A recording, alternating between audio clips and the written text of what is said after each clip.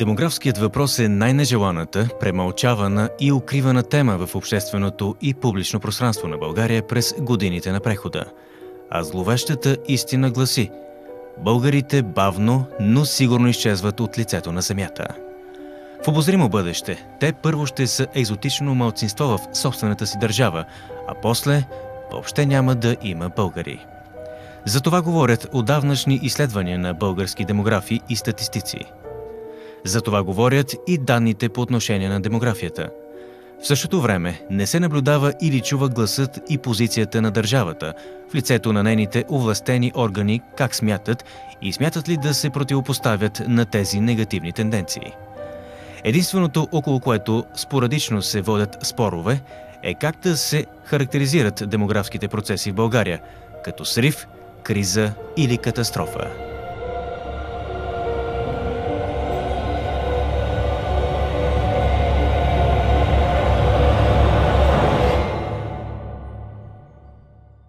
Ако трябва да използвам една дума, която да опише ситуацията в момента в страната, тя е катастрофа. Ситуацията е катастрофална.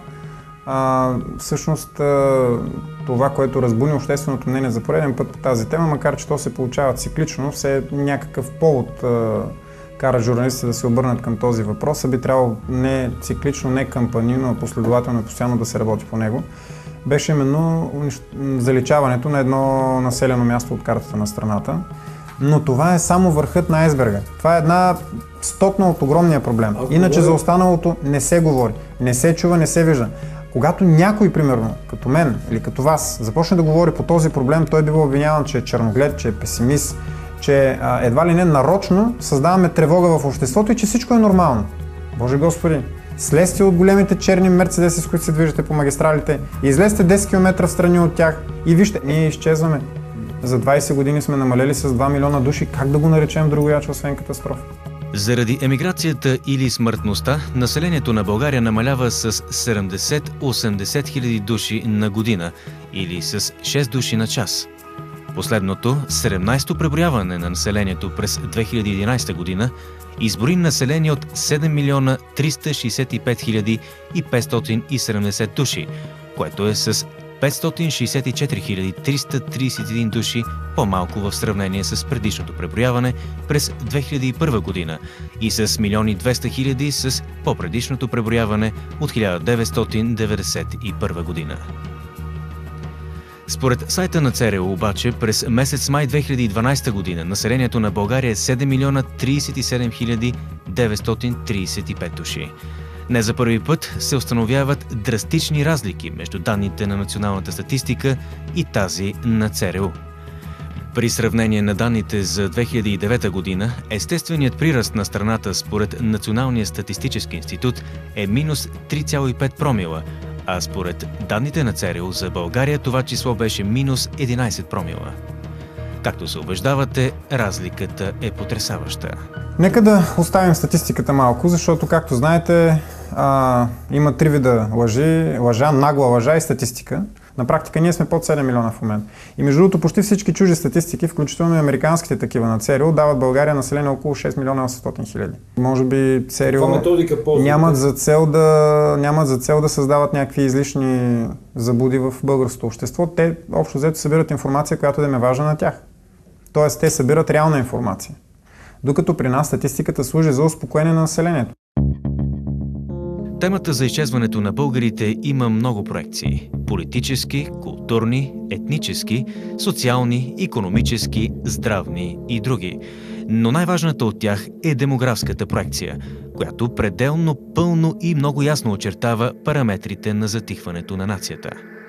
Проблемът е известен още от средата на миналия век, когато изтъкнати наши учени и статистици видяха в тогавашните демографски екстраполации реалната опасност от демографска криза и още тогава предсказаха това, което действително се случи по-късно – рязко намаляване и остаряване на българското население. Малко сравнителни данни. В края на 19 век българите са били 6-7 милиона, а сега, след 130 години, са малко над 7 милиона души. В края на 19 век албанците са били 3 милиона души, а сега са 10 милиона. Гърците от около 6 милиона сега са се увеличили на 11 милиона. Сърбите също от 5-6 милиона души сега вече са достигнали над 10 милиона. А румънците от около 10 милиона сега са 24 милиона. В края на 19 век турците са били 24 милиона, а сега са над 60 милиона. В България има 257 града и 5045 села. 75% или 5 милиона 324 хиляди 900 души живеят в градовете и 27% или 2 милиона 39 хиляди 670 души живеят в селата. Тенденцията е всяка година около поне 20-30 селища да остават без нито един жител. Ако сметнем, че в България имаме към 5400 населени места и махнем от тях 200 града, грубо казано, те са и малко повече, остават около 5200 села. С темпове на обезлюдяване тотално от порядъка на около 20-30, което между другото като темп нараства всяка година, можем да направим една сметка кога горе-долу селата в България ще бъдат тотално изпразнени от население.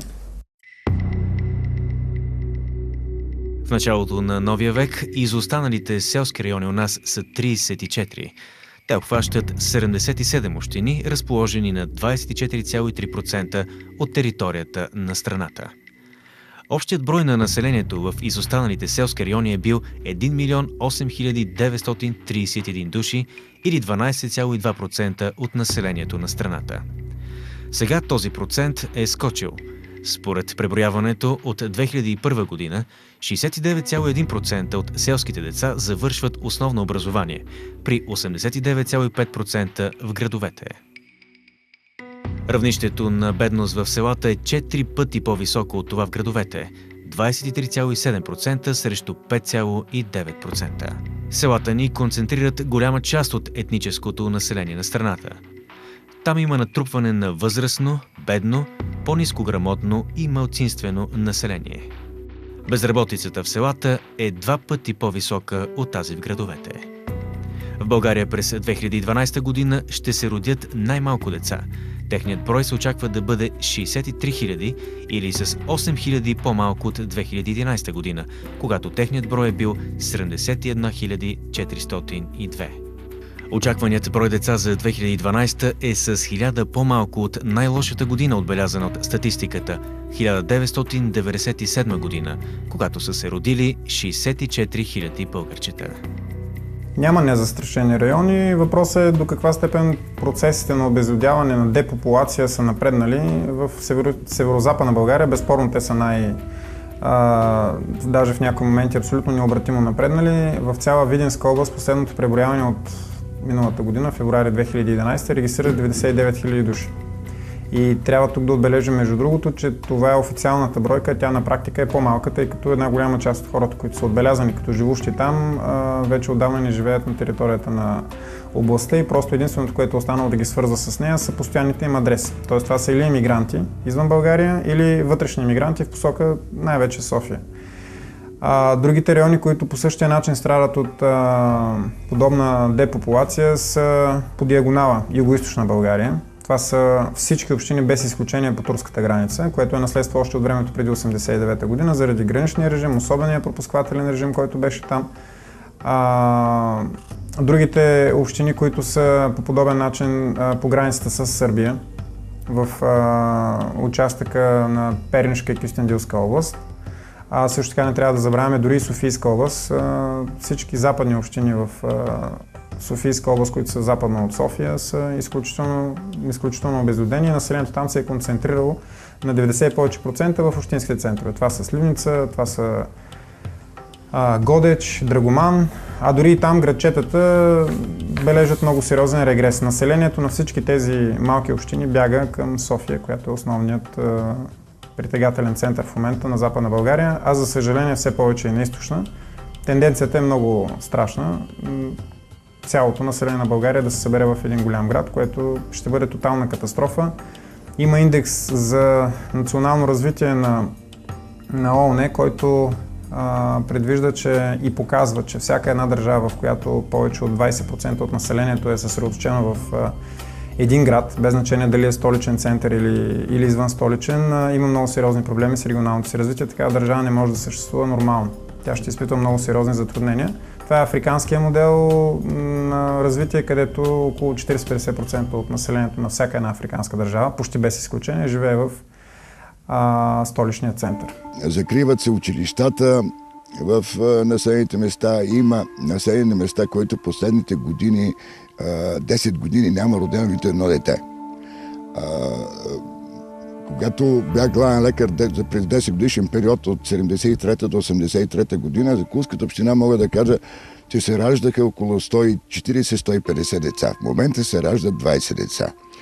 Населението, което обслужваше бившата болница, районна, след това общинска, беше 23 000, който включваше Кулска община, Бойнишка община, Грамадска община и Макрешка община. В момента е закрита. Да, сега болницата е закрита. В момента населението в тези общини е 9000 души, малко над 9000 души. Не съм правил такава статистика, но е имало години, в които тук са живели над 2500 човека. Аз изпомням моите детски години, в един клас бяхме 45 деца. Сега с 45 деца пътуват до Враца. Прираста на населението спада със всяка година. Застарява населението. Деца почти не се раждат. Тая година нямаме родено бебе все още. Миналата година имаме 2 бебета, които са родени. Младите хора раждат, но раждат в чужбина. Връщат се тук, за да вземат само акта за раждане на български гражданин. Когато се заговори за обезлюдяването на селските региони, имаше един буквално така огромен наплив от статии и мнения в най-вече пресата, които обясняват как това е нормален европейски процес. Как това се случва навсякъде. Съжалявам, който е ходил, а ние вече не живеем в времето преди 89-та година, границите са отворени, особено за нас като европейски граждани, който е ходил не толкова далече, достатъчно е да отиде в съседна Румъния, да отиде в Гърция, дори в Сърбия бомбардирана от НАТО и загубила, вече забравих колко точно войни за последните 20 години. Дори Македония, която е държава с по-нисък стандарт от нас, за Албания да не говорим, там селата извират от живот. Там няма село без деца. И там селата не умират. Там няма заличени села. И при тях, ако въобще това нещо се случи, е екзотик. Преди около седмица-две с решение на правителството махала Бостаните, което се намира на територията на община Чупрене, беше закрито. Тая махала, историята е горе-долу следната. В най-добрите си години е била, това е 47 година, към 80-90 жители. По-етапно почва да намалява брой и още 60-те години броя пада на около 20. И оттам насетне вече хората намаляват. 90-те години са 4-5 човека, като последният жител на Бостаните почина преди 7-8 години и близо 8 години той си живя самичък там.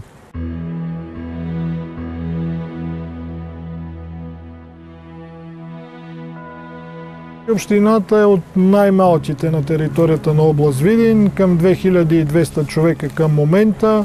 Имаме статистика, 36-46 година е била към 10 000 жители, оттам насетне на всеки 10 години броя на жителите намалява с по 1000-1200 човека, за да дойдеме на днешното дередже, това, което сме. Много се отрази тежко и прехода, кризата 90-та година, оттам насетне АПК, МТС, предприятия, цехчета, тия дето работеха, в един момент това нещо беше закрито, фалираха и хората вече масово, това беше последният етап на обезлюдяване. Масово напуснаха и празни пустеещи къщи навсякъде. Имаме над 800 къщи празни пустеещи на територията на общината. Къщи, които са здрави, годни, строени 50-те, 60-те, дори къщи 70-те години, ако се разходим или видим тук. Трагично е положението. Възрастовия състав е много зле. Над 60% от населението е пенсионна възраст. 60, 63, 65% пенсионна възраст. Бебета имаме, които се раждат. Имаме и тая година деца, дето са раждани, но преди всичко са от ромски произход. Същата е картинката в училищата. Значи от 50-60 деца, 10-15 са българчета, останалото са ромчета. За жалост българчета малко се раждат и малкото или младите останали българи гледат да напускат по някакъв начин. Голи полета, празни пътища, разрушени къщи и затворени училища. Добре дошли в северо-западна България. официално най-бедният регион в Европейския съюз. Почти няма социално-икономически индикатор, по който този регион да не е последен, както в България, така и в Европейския съюз. Затова перифразата «Северозападнала България» вече дори не буди смях, а предизвиква тежка печал.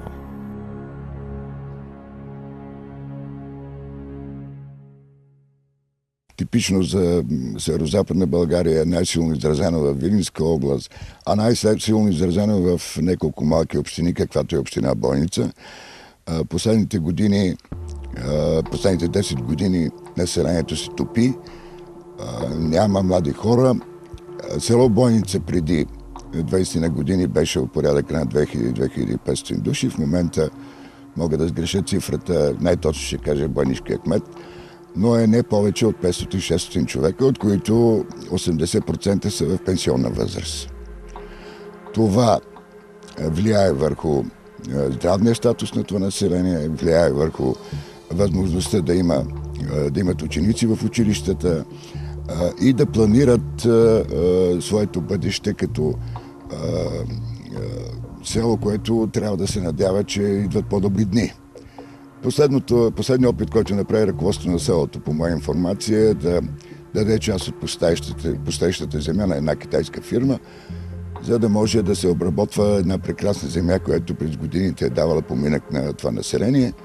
Доколкото знам, опитът не е много сполучлив. Ако няма държавна политика, която да даде преференции на хората, които искат да инвестират в този край, северо-западния, както някои го наричат северо-западналия край, и да дадат възможност на една голяма част от хората, които са мигрирали към по-големите центрове в страната или към европейските държави, главно Испания и Италия, да се върнат, макар и при по-ниско заплащане, но в родните си домове, нищо няма да стане. За да се получи положителен ефект и решаването на тези тежки демографски проблеми, които са довели до депопулация на населението в този край, трябва да се заложат предпоставките.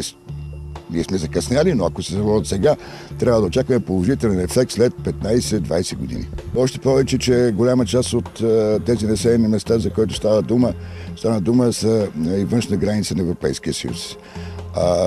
Ходейки многократно в съседна Сърбия, там селата се запазили са броя на населението. Имат също, те я наричат бяла куга или бяла чума, демографските проблеми, които имат и те, но голяма част от селата са жизнени, имат училища, имат детски градини, защото такава беше политиката по времето на социализма в Сърбия. Той беше малко по-различен от нашия, който искаше да участва в задругата, както те я наричат, участва, който иска да си гледа собствената земя, си я гледа собствената земя.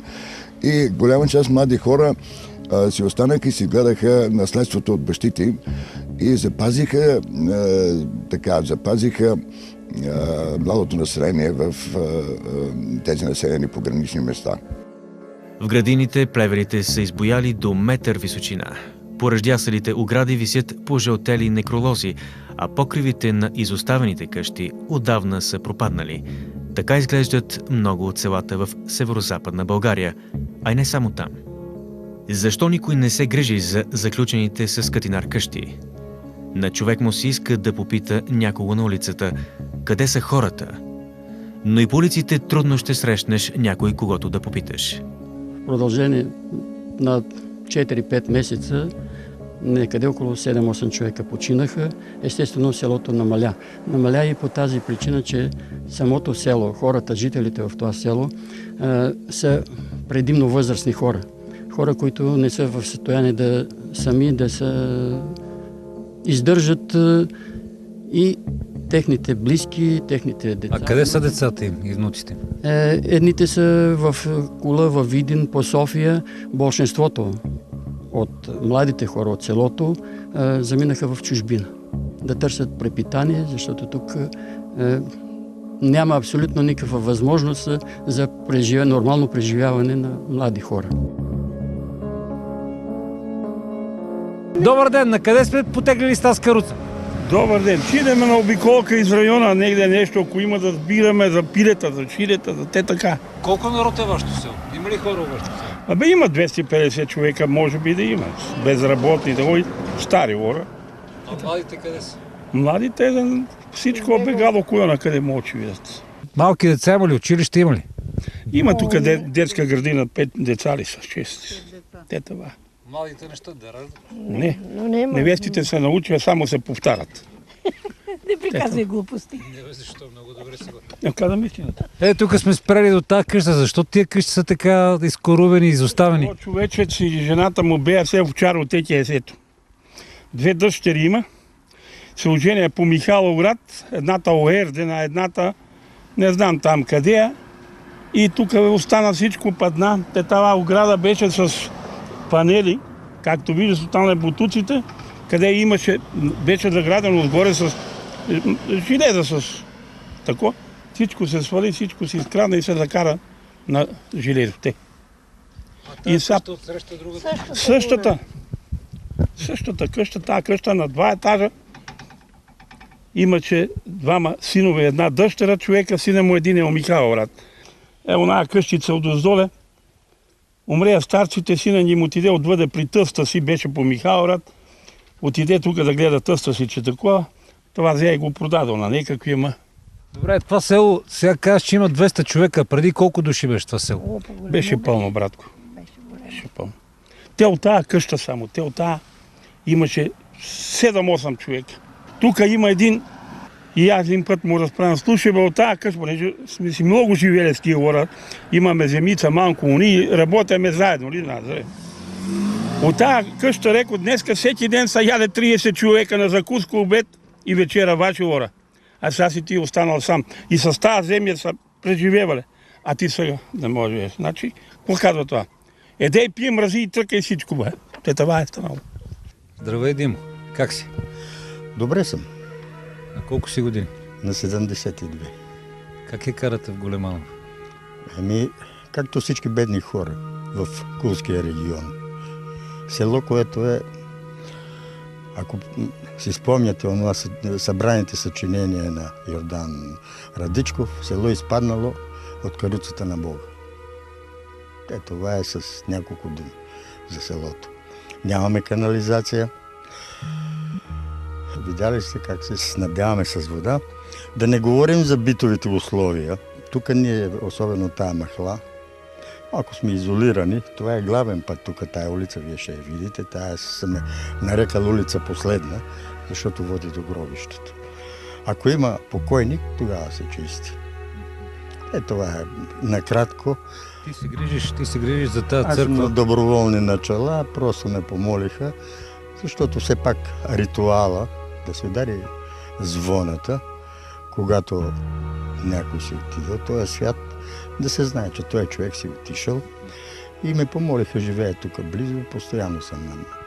Я ми кажи сега в тази църква, кога е правено последно кръщане или сватба? Аз съм от 15 години съм се прибрал, но сватба може би некъде, дори 60-та година не е имало. А кръщане? Кръщане не. Колко души сега сте в село? Не може да ви кажа, но не повече от 80. По моите така сметки. И си кажеш от това село, колко народ има в това село? Доста народ е имало. Някога, може би доста отдавна, около 9 септември съм около 1600 човека.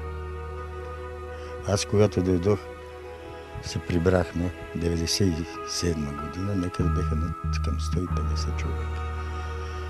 Там една статистика, понеже още помня, от ноември 2010 до декември 2011 година си отидоха 21 човека. Улица последна? Улица последна, да, ще сложи и табела, за да се знае. А децата ти къде са? Децата, както на всички, ги няма. Имам ги, но ги няма. Къде са? Едната е по София, другата в чужбина. В чужбина едната. Извинявайте. В Италия 15-та година е започнала 30 август. Там е със семейството, там е внучето му. Момче? Момче, да. Димо ли се казва? Казва се Радослав. Сега е 5-ти клас. Учи в италианско училище В кой град са? в Нетуно. То е на 70 км на юг от това. Ходил ли си при тях? Веднъж съм ходил, баба им ходи по-често, да довежда малки. А дъщерята си от Италия кога за последно беше при тях? Последно съм я виждал юли месец 2009 година. Очаквам да дойде за Коледа. А голямата? Голямата тя е по София, няма работа у Видин. Няма условия. Държавата е мащика за тия хора. Няма условия, при които те да дойдат тук. Незавидна е съдбата им, защото всички са слугинаж по другите държави, но поне има къде да работят и има какво да правят. Дори остават и пари за техните близки.